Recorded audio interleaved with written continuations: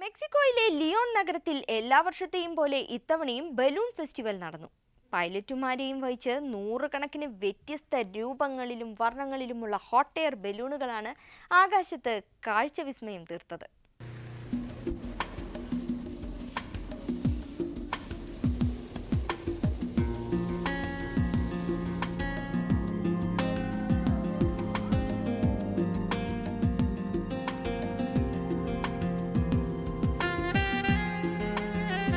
ഇത് ഈ വർഷത്തെ ലിയോൺ ഇന്റർനാഷണൽ ബലൂൺ ഫെസ്റ്റിവൽ കാഴ്ചകൾ.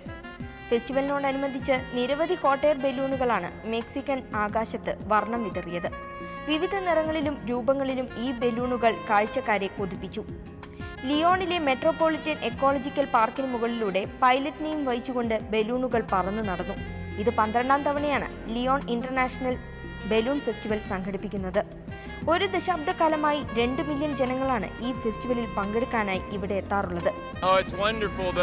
That's what makes us come back again is seeing all the people who love the balloons and being able to put on a show for all the people. We love the Mexican people that come out, the Spanish people.